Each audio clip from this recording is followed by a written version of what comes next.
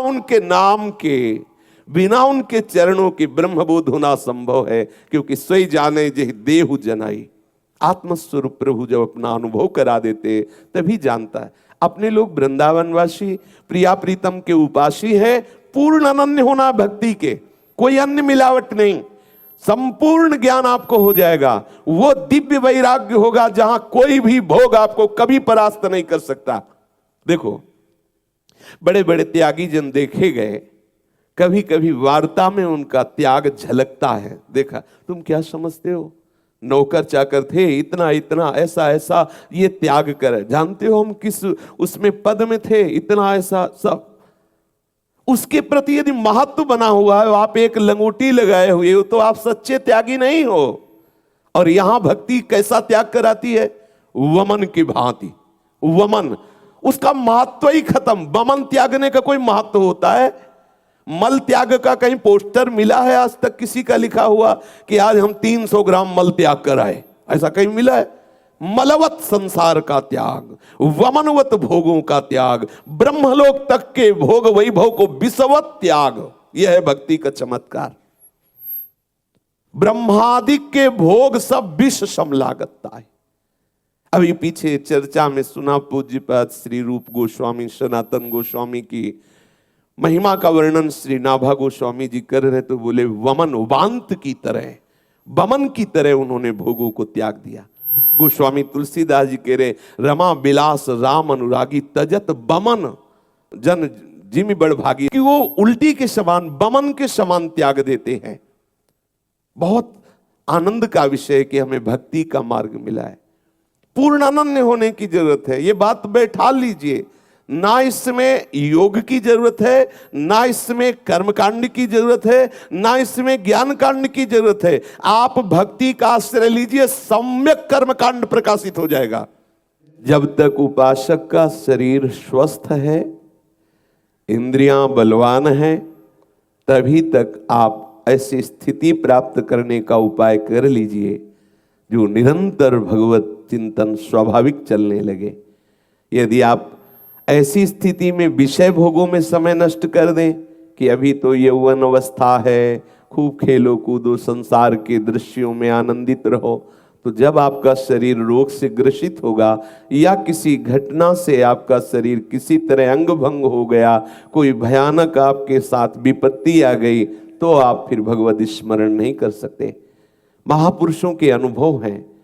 अगर सुख में आपने हरि का स्मरण करने का अभ्यास नहीं किया तो दुख में नहीं हो सकता।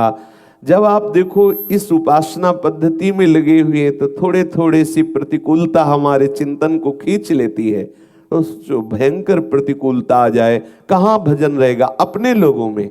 फिर जो एकदम भक्ति रहित है उनकी दुर्दशा का क्या चिंतन किया जा सकता है कि वो किस कोटि के दुखी होंगे। सावधान होकर के जीवन की धारा को स्वस्थ रहते हुए प्रभु में पूर्ण रूप से लीन कर दो, फिर कैसी भी परिस्थिति आवे कोई परवाह नहीं रहती। अभी सावधान। बड़े बड़े महापुरुष इस बात के लिए उच्च स्वर से अपनी वाणियों में गायन किए हैं कि जब तक आपका शरीर, तभी तक मन प्रभु में लगा सकते हो। नहीं, जहां शरीर रोगी हुआ, जहां विपत्ति आई, जहां कोई घटना घटी और प्रभु से अपनापन हुआ नहीं, तो जिनका आश्रय लिया वो सब दुखालय शाश्वतम वाले हैं। फिर आपकी दशा क्या होगी? दुर्दशा में बदल जाएगी। आप सदैव जलते रहेंगे, क्लेशित रहेंगे, आपका रोना मिट नहीं सकता, अंदर आप सदैव ताप से तापित रहेंगे। सावधान, ये मनुष्य जन्म केवल उस ताप से मुक्त होकर महाआनंद में डूबने के लिए है। ये जितने भोग विलास हैं ये प्रारब्ध के अनुसार अन मांगे आगे आवेगो जीव पल लागे पल को, श्री स्वामी हरिदास जी महाराज कह रहे हैं। केवल आपका कर्तव्य है हरि भज छाण न मान नर तन को, मति बंछे रे मति बंछे तिल तिल धन को, अन मांगे आगे आवे गो जीव पल लागे पल को, कहे हरिदास मीच जीव आवे त्यो धन है आपन को, हरि भज रे छाण न मान नर तन को। इस मनुष्य शरीर को प्रभु ने केवल भगवत आनंद प्राप्ति के लिए दिया है, और विषय तो अपने आप आ जाएंगे, आप चिंता मत करो।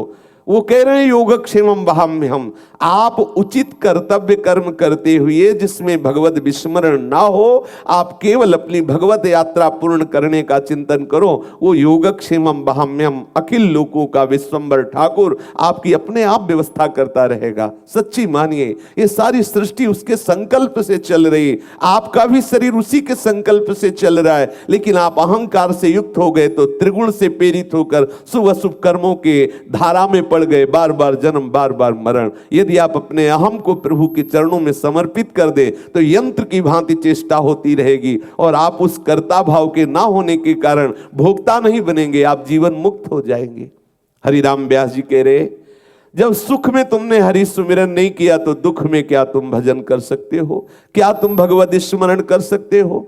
उपासक को चाहिए कि सुख में ऐसी वृत्ति बना ले प्रभु के चिंतन की कि भारी से भारी दुख आने पर भी प्रभु का विस्मरण ना हो। जिस उपासक का सतत स्मरण चलने लगता है तो फिर हरि उसका भजन करने लगते हैं। आहा, भरत सरिस को राम सनेही, जग जप राम राम जप जेही। अगर भरत जी राम राम जप रहे तो राम जी भी जप रहे, भरत भरत श्री भरत श्री भरत। ये यथामाम प्रपद्यन्ते तास्तते भजाम्यहम्।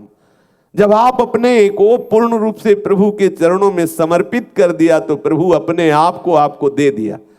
ऐसा कोई दानी नहीं है, इसीलिए अति उदार करुणा वरुणालय हमारे प्रभु हैं। अपने आप का दान कर देते, अपने आप को दे देते। तुम उनके सेवक बन जाओ तो कहते मैं तुम्हारा सेवक हूं, हूं भक्तन को दास, भगत मेरे मुकुटमणि। ऐसी स्थिति बना लो कि भारी से भारी विपत्ति में भी प्रभु का कभी विस्मरण ना हो। जो दुख सुख में प्रभु को कभी छोड़ता नहीं, कभी विस्मरण नहीं करता, तो प्रभु उसको कभी नहीं छोड़ते। और जब प्रभु हमारे हृदय में आ गए तो कौन सा दुख सुख स्पर्श कर पावेगा, क्योंकि आनंद समुद्र प्रभु है। जैसे क्षीर समुद्र में 2-4 ट्रक खटाई डाल दो तो फटने वाला थोड़ी है। 2-4 ट्रक और एक ड्रम में एक बूंद खटाई डाल दो तो फट जाएगा। प्रभु आनंद समुद्र है। आनंद समुद्र हृदय में आ गया तो पूरा विश्व खिलाफ हो जाए और सब प्रतिकूलता निंदा दुख एक साथ टूट पड़े तो भी उस भक्त के हृदय में तनिक भी क्षोभ नहीं होगा। शास्त्रों में वर्णन आता है, महाप्रलयंकारी स्थिति में भी भक्त प्रसन्न रहता है। क्यों? क्योंकि हृदय में आनंद समुद्र। जैसे क्षीर समुद्र में कितनी भी खटाई डाल दो फटने वाला नहीं, ऐसे ही आनंद समुद्र कितना भी दुख आ जाए वहां कुछ बिगड़ने वाला नहीं। पर स्मरण के द्वारा आनंद समुद्र प्रभु को हृदय में विराजमान करो, जागृत करो। वो पर्दा लगाए हुए सुप्त अवस्था में है, थोड़ा नाम कीर्तन भगवत भक्ति करके पर्दा हटाओ और देखो जहां प्रभु प्रकाशित हुए आनंद ही आनंद। बिना उनके प्रकाशित हुए आप दुख सुख के इस थपेड़े से नहीं बच सकते। ये दुख सुख हमारे मन को ऐसे बांधे हुए है, जरा सी प्रतिकूलता में हम खिन्न हो जाते हैं, भगवत स्मरण छूट जाता है। क्या हमारी भक्ति अभी रंग लाई है? हरिराम व्यास जी कह रहे हैं, दुख सुख जब लगी भक्ति न तब लगी, यह भागवत बतावे। शास्त्र ऐसा कहते हैं, जब तक दुख सुख का प्रभाव तुम्हारे मन में पड़ रहा है विशुद्ध भक्ति नहीं है। विशुद्ध भक्ति का प्रभाव है कि कोई भी सुख दुख का वेग आपके हृदय को छू नहीं पाएगा। अध्यात्म नित्या विनिवृत्त कामा द्वंद्व विमुक्ता सुख दुख संगई। सुख दुख का कोई प्रभाव उसके हृदय में नहीं पड़ेगा। देखो अपने लोगों की स्थिति क्या ऐसी भक्ति में है कि हमें सम्मान प्रिय न लगे, अपमान अप्रिय न लगे, कोई भी अनुकूल परिस्थिति में हर्ष ना हो, प्रतिकूल परिस्थिति में शोक ना हो, ना कुछ सुखद रह गया है ना कुछ दुखद रह गया है, सदैव आनंद ही आनंद। सदा भक्तों के हृदय में आनंद रहता है। कि अपने हृदय में ऐसी स्थिति है? नहीं है तो बेचैन हो जाइए ऐसी स्थिति प्राप्त करने के लिए। और उसका उपाय है संतों का संग करके निरंतर भगवत स्मृति जागृत करना। एकमात्र भगवत स्मृति जागृत, सब कुछ हो जाएगा। तुम्हें अन्य चिंता बिल्कुल नहीं करनी। इसीलिए आज के सत्संग में सबसे पहले वर्णन हुआ, सबला भक्ति का आश्रय लिए हो। भक्ति पुष्ट होती है हरि स्मरण से। आप हरि स्मरण पर ध्यान दीजिए, सारी स्थितियां आपकी जागृत हो जाएंगी। एक जगह पढ़ा कि जितने सुदर्शन जय विजय नंद सुनंद आदि ये दिव्य सर्व सामर्थ्यशाली भगवत पार्षद हैं, जिसके मुख से निरंतर नाम चलता रहता है, ये सदैव उसके अंग में विराजमान रहते हैं। जितने भगवत पार्षद है उस नाम जापक के अंग में विराजमान रहते हैं। जितनी दिव्य शक्तियां हैं सब उसकी सुरक्षा में रहती हैं, जो हरि का सदैव नाम स्मरण करता रहता है। भक्ति की परिपक्वता दिखाने के लिए, जगत में अपने भक्त की महिमा प्रकाशित करने के लिए प्रभु कोई लीला करे, वो बात अलग है। नहीं, जिसके मुख में नाम चलता है, बड़ा आनंद मिला इस बात पढ़ करके कि जितने भी भगवत पार्षद है वो सब उसके अंग में विराजमान। इसीलिए भक्तों को दिव्य चिदानंद शरीर वाला कहा जाता है। दिव्य शब्द भगवत पार्षद उसके शरीर में प्रकाशित हो जाते हैं, दिव्य शक्तियां उसकी रक्षा में रहती है, जो सदैव भगवत स्मरण परायण रहता है। सब वैभव ज्ञान का, वैराग्य का उसके हृदय में जागृत हो जाता। आप केवल एक बात पकड़िए, हमें सबला भक्ति का प्रकाश अपने हृदय में करना है। महाबलशाली भक्ति जिसके अधीन प्रभु है। प्रभु को भक्ताधीन कहा गया है।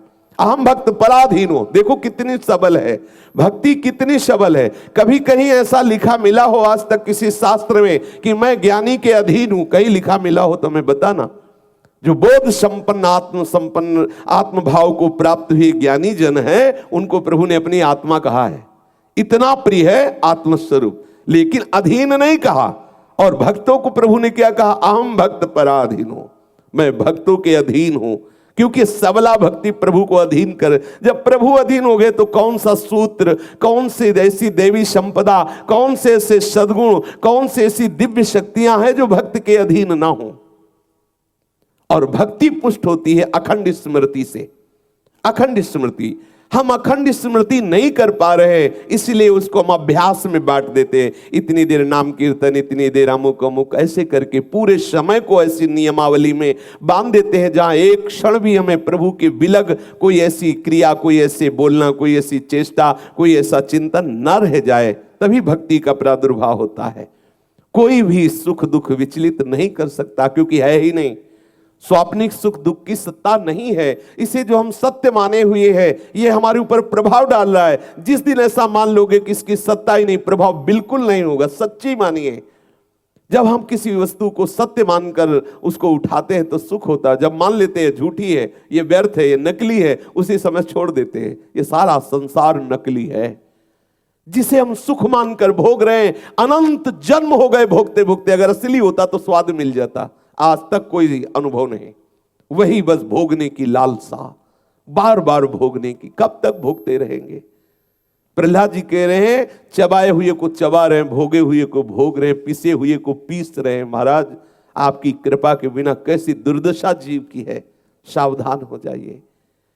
दुख सुख का ये अनुभव करने वाला मन जब तक सावई मनः कृष्ण पदारविंदयो, तब तक बचत होने वाली नहीं। इस संसार चक्र के पिसने से हम बच नहीं सकते। हमारा मन तदाकार हो जाए, सच्ची बात मान लीजिए। और बहुत सरस है भक्ति, ज्यादा प्रयास करने की आवश्यकता नहीं है, क्योंकि इसमें प्रभु का सहयोग होता है। इसमें प्रभु कृपा करके वैष्णव स्वरूप से, संत स्वरूप से, गुरुदेव स्वरूप से हाथ पकड़ लेते हैं। तेसा महम समुद्धरता मृत्यु संसार सागरात। और ज्ञान में स्वयं चलना होता है। अगर चूक गए तो गिरे। ज्ञान के पंथ कृपान के धारा, परत खगेश लगे नहीं बारा। और यहां करो सदा तिनके रखवारी, जिम बालक राखे महतारी। भागवत में एकादशी स्कंद में योगेश्वर जन कह रहे हैं, आंख मूंद के दौड़े तो भी नहीं गिरेगा, क्यों? हरि पकड़े रहते हैं। आंख मूंद के दौड़ने पर भी भ्रष्ट होने के चांस नहीं। और भागवत में ही ब्रह्मा जी कह रहे हैं, मैंने देखा है बड़ी बड़ी ऊंची स्थितियों को प्राप्त को भ्रष्ट होते हुए। ब्रह्मा जी कह रहे हैं, ब्रह्म स्तुति में कह रहे हैं, मैंने देखा है उनको जो अपने ज्ञान के अभिमान में उनको गिरते हुए देखा है। इसलिए प्रभु की भक्ति का आश्रय, भक्ति का स्वरूप है निरंतर सुमिरन। हरिराम ब्यास जी कह रहे, दुख सुख जब लगी भक्ति न तब लगी, यह भागवत बतावे। जब तक दुख सुख के तुम भोक्ता बने हुए हो, तब तक तुम्हारे हृदय में विशुद्ध भक्ति जागृत नहीं हुई। विशुद्ध भक्ति जागृत हो जाएगी तो दुख सुख का कोई भी प्रभाव आपके हृदय में नहीं पड़ेगा। एक भक्त के चरित्र को पढ़ा, वो अपने जप संख्या में बैठे हुए थे। कुछ भक्तों के नियम होते हैं, ठाकुर की इतनी दंडवत करनी है, ठाकुर का इतना नाम जप करना है, इतनी परिक्रमा करनी है, इतना पाठ सुनाना है, वो एक नियम होता है। तो वो जप नियम में बैठे हुए थे, एक ही पुत्र था, सूचना मिली कि पुत्र पधार गया है, तो उनका पधार तो गया ही है, अब हम जप में हैं, पूरा जप हो जाए तब कोई फर्क नहीं। जब पूरा जप हुआ, आराम से उठे, नाम कीर्तन करते हुए अंतिम संस्कार किया। लोगों ने कहा कि आपको रोना नहीं आ रहा? बोले क्यों रोना आवे? रोना तब आता है जब अपनी कोई वस्तु जाए। अरे वो प्रभु का था, प्रभु जितने समय के लिए सेवा के लिए भेजे थे उतने समय के लिए आया, फिर गया प्रभु के पास, हमें क्यों रोना? वो हमारा होता तो रोते, वो तो प्रभु का है। ये भक्ति होने के कारण दुख सुख का कोई प्रभाव नहीं पड़ता। सच्ची मान लीजिए, भारी से भारी दुख भी उसके लिए आनंद का विषय होता है, क्योंकि दुख सुख का भोक्ता मन प्रभु के चरणों में लगा होता है। यदि हमें दुख सुख व्याप रहा है तो अभी विशुद्ध भक्ति नहीं आई, ये हृदय में देख लीजिए। अगर हमें अनुकूलता प्रतिकूलता व्याप रही है, मान सम्मान व्याप रहा है, निंदा स्तुति व्याप रही, तो अभी भक्ति नहीं आई। विशुद्ध भक्ति का स्वरूप यही है, दुख सुख का, मान अपमान का, निंदा स्तुति का प्रभाव नहीं पड़ता। सेवक जी ने कहा, शत्रु मित्र सम जानी, मान मान अपमान सम, दुख सुख लाभ न हानि, यह जो कृपा हरिवंश की। आचार्य कृपा, गुरु कृपा, इष्ट कृपा का ऐसा प्रकाश हृदय में, उपासक के हृदय में, वो प्रकाश भक्ति ही है, जहां ना कोई शत्रु है, न मित्र है, न मान है, न अपमान है, न दुख है, न सुख है, न लाभ है, न हानि है। सोचो कितना आनंद का विषय है, जहां न लाभ है, न हानि है, न मान है, न अपमान है, न सुख है, न दुख है, न हर्ष है, न शोक है, न जन्म है, न मृत्यु है। ऐसा इस शरीर में रहते हुए ऐसा वो विदेह हो जाता है, जीवित इस शरीर में रहते हुए वो जीवन मुक्त हो जाता है। भक्त को ये परवाह नहीं होती कि मरने के बाद भगवान मिलेंगे, मरने के बाद कोई परम पद मिलेगा। जीते जी वो परम पद में है, जीते जी वो जीवन मुक्त है। आपका सतत स्मरण चलने लगे, फिर आप देखना आपको कैसा अनुभव होता है। मृत्यु खिलौना लगने लगेगी, कोई भी दुख आपको परास्त नहीं कर पाएगा।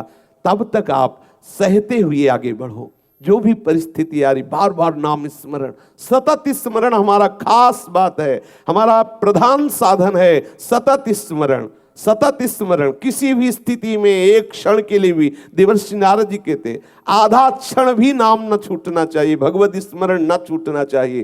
तब आप ऐसी स्थिति को प्राप्त होंगे जहां कोई दुख सुख आपको हिला नहीं सकता। दुख सुख झूठो संतत साचो, हरि हरि जन मुहि भावे, सुख दुख छूटे सुख सनकादिक, नारद हरि गुण गावे। श्री हरिराम व्यास जी कह रहे, ये दुख सुख झूठा है। जैसे स्वप्न का दुख सुख, जब जगे तो दोनों झूठे थे। जैसे स्वप्न में कोई मित्र बना कोई शत्रु बना, लेकिन जगे तो हम अकेले थे, कोई नहीं था। ऐसे ही ये जागृत अवस्था में जो आप देख रहे हो, ये मोह निद्रा में तुम अनेक प्रकार के संकल्प रूपी स्वप्न देख रहे हो। मोह निशा सब सोवनिहारा, देखे स्वप्न अनेक प्रकारा, यही जग जामिन जागे जोगी, परमार्थी प्रपंच भी होगी। ये जैसी हरिवंश प्रपंच विषय रस मोह के, ये मोह के कारण संसार में सुख दुख का अनुभव हो रहा है। अज्ञान अविद्या, मोह गए बिनु राम पद होई न दृढ़ अनुराग। जब तक ये मोह नहीं जाएगा तब तक विशुद्ध भक्ति नहीं। विशुद्ध भक्ति तो कोई मोह नहीं, अर्थात कोई भी राग नहीं, कोई भी द्वेष नहीं, कोई भी प्रियता नहीं, कोई अप्रियता नहीं, कोई सुख नहीं, कोई दुख नहीं, केवल प्रीतम ही प्रीतम। कितना आनंद का विषय। श्री सुखदेव जी, श्री नारद जी, श्री सनकादि जी, ये सब दुख सुख से छूटे हुए महापुरुष हैं और हमारे प्रभु का जस गान निरंतर करते रहते हैं। उपाय भी बताया, बोले दुख सुख छूटे हुए सुखदेव जी, नारद जी, सनकादि जी हैं जो निरंतर हरियस गाते रहते हैं। ये उपाय है, निरंतर उनका नाम, उनकी रूप, उनकी लीला, उनके चिंतन में मगन रहना, दुख सुख की स्थिति से ऊपर उठ जाना, दुविधा से ऊपर उठ जाना, भगवदाकार वृत्ति हो जाना। बड़ा रसमय विषय है। एक बात पकड़ लो, मुझे छोड़ना नहीं प्रभु को, चाहे लीला गायन करके, नाम जप कर, ठाकुर सेवा करके, नाम कीर्तन करके, संत समागम कर, हर समय उनसे जुड़े रहना है। अगर प्रभु से जुड़े रहे तो संसार से राग खत्म होते ही आपके अंदर भूमिकाएं बढ़ने लगेंगी। वो भूमिका स्वयं की समझ में आती है। श्री हरिवंश प्रमाण मनम, आपके मन में प्रमाण आ जाएगा आप किस भूमिका के उपासक हैं, कितना प्रभाव संसार का आपके ऊपर पड़ रहा है, कितना प्रभु का पड़ रहा है, ये उपासक को जांचते रहना चाहिए। हरिराम व्यास जी कह रहे, ये विधि निषेध गुण दोष दुख सुख ये विषयीन बांध ही नचावे। ये विषयी पुरुषों को नचाते हैं, भक्तों को नहीं नचाते। ये दुख सुख विधि निषेध गुण अवगुण ये विषयी पुरुष संसारिक पुरुषों का विषय है। ये भक्तों का विषय तो भगवान नाम रूप लीला धाम में वो मगन रहते हैं। सुख दुख गए जो सुख उपजत है, तापे श्याम बंधावे। जो सुख दुख के ऊपर सुख है, जिस सुख में दुख का लवलेश भी नहीं है, ये सांसारिक सुख दुख नहीं, वो भगवदानंद जो नाम जपने से सुख मिल रहा है, जो लीला गायन से, लीला श्रवण से, लीला चिंतन से, ठाकुर सेवा से, संत समागम से जो सुख मिल रहा है, उस सुख से श्याम सुंदर को बांधा जाता है। कह रहे दुख सुख गए जो सुख उपजत है, तापे श्याम बंधाए। वो आनंद स्वरूप प्रभु ही आते हैं, वो सुख स्वरूप प्रभु ही आते हैं। हरिवंशी हरिदासी सेवत व्यास तहां बन पावे। हरिराम व्यास जी कह रहे हैं, हरिवंशी और हरिदासी का सेवन करने से हमें श्री वृंदावन का वैभव प्राप्त हुआ, वृंदावन का प्रेम रस अनुभव में आया। हमारे हृदय में जो भक्ति रस नहीं बढ़ पा रहा, उसका कारण है शरीर राग। हम शरीर सुख को ही सब कुछ माने हुए, अगर थोड़ी भक्ति भी बनती तो हम प्रभु से यही प्रार्थना करते हैं कि प्रभु ऐसी परिस्थिति कर दो, कभी बुखार ना आवे, कभी कोई रोग ना हो, कभी कोई अपमान न करे, कभी कोई निंदा न करे, कभी कोई हमारा विरोधी ना बचे, जो विरोधी है वो सब मर जाएं, सब नष्ट हो जाएं। ऐसी अंदर भावना जागृत होती, विरोधी ना हो। और ये नहीं सोचते कि प्रभु ऐसी कृपा कर दो कि जहां से विरोध हो रहा है वो नष्ट हो जाए। विरोध कहां से हो रहा है? मन की मलिनता से। मन की मलिनता मिटी कि सारा जगत हमारा इष्ट स्वरूप है। कितने दिन शरीर रहेगा, कितने दिन रहेगा? भाई जी श्री हनुमान प्रसाद पोद्दार जी अपनी वाणी में वर्णन करते हैं कि ये कुछ ही दिनों में खबर फैलने वाली है कि तुम मरे। भाई जी की वाणी है। ऐसा ही सोचना चाहिए, रोज सोचना चाहिए। एक बार तो बैठ के थोड़ी देर ये सोचना ही चाहिए कि किसी न किसी दिन ये बात आएगी कि मृत्यु आ गई नजदीक। जी देखो घबरा जाएगा, तुम्हारा ये मकान छूट जाएगा, तुम्हारे रिश्ते नातेदार छूट जाएंगे, तुम्हारे परिवार के सब छूट जाएंगे, खबर फैल जाएगी। आज ही फैलाओ पहले मन में ये बात फैलाओ, ये तुम मरे, आज नहीं तो कल मरे। और यहाँ क्या फैलाया जाता है? अरे मौज लो, जब मरना है तब मरना। नहीं नहीं, ऐसा नहीं। जब मरना नहीं, पता नहीं किस क्षण मरना है, इसलिए हर समय तैयार रहना है। ये उपासक और संसारी पुरुष में अंतर है। संसारी पुरुष का है कि एक दिन तो जब मरना ही है तो काहे ना मौज ले लो, वो ये सोचेगा। और उपासक क्या सोचता है? एक दिन जब जाना ही है तो सावधान होकर के चलो, भगवत स्मरण परायण चलो, अपने जीवन को सार्थक कर लो।